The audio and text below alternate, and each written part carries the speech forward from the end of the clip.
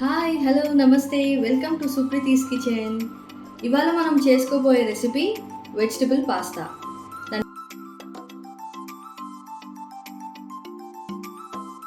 దానికి కావాల్సిన పదార్థాలు: ఒక కప్ పాస్తా, సాస్ మేకర్ అండి, పాస్తా సాస్ మేకర్, టొమాటో ఒక కప్ క్యారెట్, ఒక కప్ ఆనియన్, ఒక cup red capsicum, yellow capsicum and green capsicum.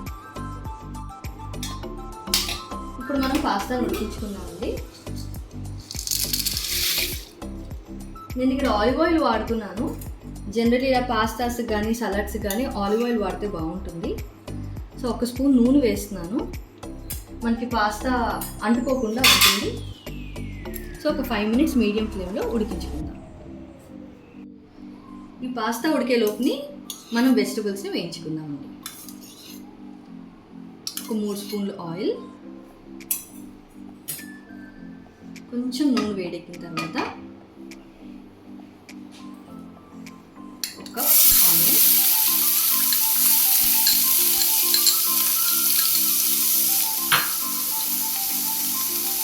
Capsicum ఉంది, ఒక కప్ క్యాప్సికమ్, ఒక కప్ క్యారెట్,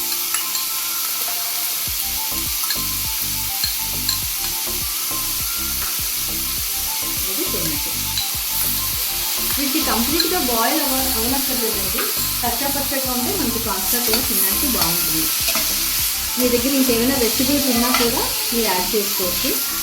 పిల్లలకి ఇలా కలర్ఫుల్గా ఉంటే బాగుంటుందని నేను మన కలర్ఫుల్ వెజిటబుల్స్ తీసుకున్నాను. క్యాప్సికంలో రెడ్ అండ్ yellow క్యాప్సికమ్ కూడా యాడ్ చేసాను.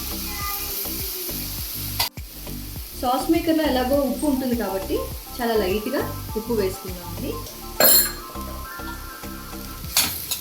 ఒక 2 to 3 minutes మనం మూత పెట్టి జస్ట్ ఫ్రై చేసుకుందాం. ఇదేనండి ముక్కలు ఫ్రై అయ్యాయి కదా. సో ఇందాక మీకు చూపించాను కదా సాస్ మేకర్, అందులో కొంచెం వాటర్ వేసి మిక్స్ చేస్తున్నాను. ఇన్స్టెంట్ పాస్తా సాస్ మేకర్స్ ఉంటాయి కదండి, అవైనా మీరు యూజ్ చేయొచ్చు.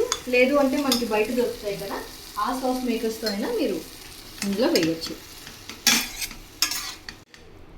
ఇది వేసిన తర్వాత మనం బాయిల్ చేసి డ్రైన్ చేసి పెట్టుకున్న పాస్తా అండి జస్ట్ ఒకసారి మనం కలుపుకుందాం. ఇదిగోనండి మన పాస్తా రెడీ అయిపోయింది. సో మీ కొరియాండర్ ఫ్లేవర్ కనుక నచ్చినట్లయితే మీరు కొంచెం యాడ్ చేసుకోవచ్చు, లేదంటే స్కిప్ చేసేయండి. సో జస్ట్ ఒకసారి వేసిన తర్వాత జస్ట్ ఒక్క 15 to 20 secondsకి జస్ట్ ఇలా కలుపుకొని సర్వింగ్ ప్లేట్లోకి సర్వ్ చేసుకుందాం. ఇదిగోనండి మన వేడి వెజిటబుల్ పాస్తా రెడీ అయిపోయింది.